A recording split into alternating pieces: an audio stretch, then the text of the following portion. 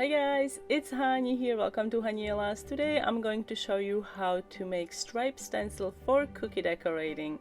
I use this stencil to create airbrushed gingham pattern on my cookies. Now you can cut stencils using specialty stencil cutting machine, or if you don't have this machine you can also use an exacto knife, and in today's tutorial I'm going to be using the latter option. So let's get started.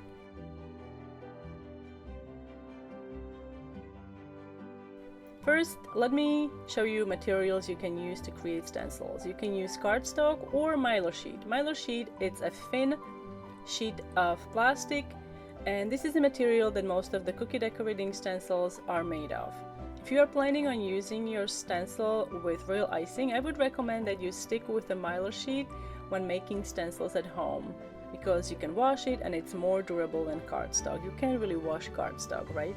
However, if you're just gonna use airbrush or color mist to create designs on your cookies with your stencil, you can totally get away with a cardstock. So to make a stripe stencil, we need some kind of a guide or template that has already lines on it. So I used a lined piece of paper. If you don't have a lined piece of paper, you can create your own template using the size of stripes that you want. If you want these to be wider, make them wider. And now we're going to create a frame for a stencil. Most of the stencils for cookie decorating are about 6 by 6 inch in size, with a frame of 1/2 inch to 3/4 of an inch. So I'm going to create a frame and then a border, and then we're going to cut through following the template with an exacto knife. Now if this is your first time using an exacto knife and making stencils, always make sure that you cover your work surface. You want to put a cutting board underneath or some kind of a thick material that you can cut through so you don't damage your dining room table, for example. Also, it's a good idea to tape the paper onto the cutting board so it's not shifting, and have some kind of an anti-slippery material underneath of the cutting board so nothing is moving when you are cutting with an exacto knife. Use the inner margins of the frame to start cutting, and make sure you don't cut through the whole frame.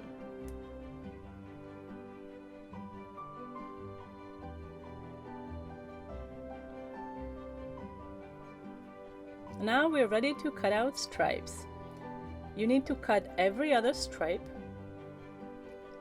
and from my own experience, it's best to cut each stripe fully before moving on to the second stripe. This way you don't make a mistake and accidentally don't cut through 2 stripes in a row.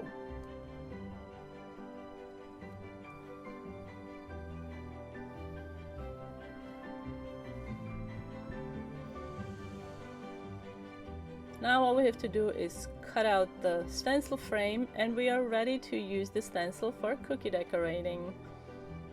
Now, when you are using an airbrush and a stencil, it's ideal that stencil sits snugly on top of the cookie you are decorating.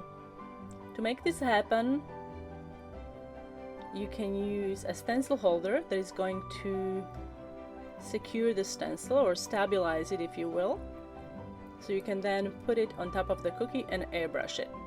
If you don't have a stencil holder, you can also use magnets.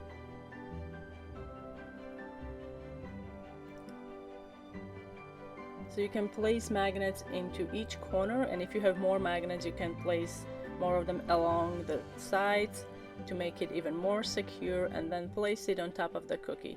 Now the size of the magnets, the width of them, should be about the thickness of the cookie that you are airbrushing. Again, this is just so the stencil sits snugly on top of the cookie, so there is not a lot of overspray when you're airbrushing or using a color mist.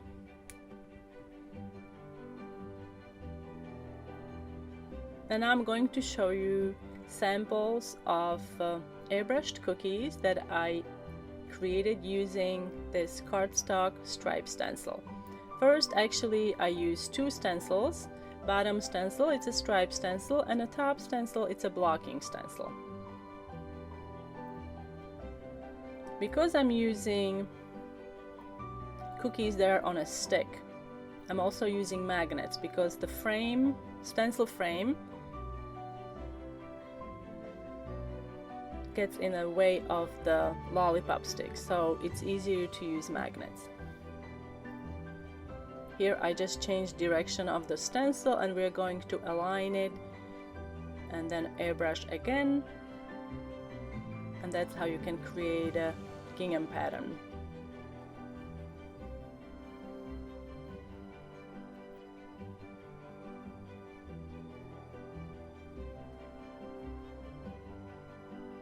And for all the tools that I used in today's tutorial, you can visit my blog. Link is in the description box under the video. I've listed all the tools and materials there.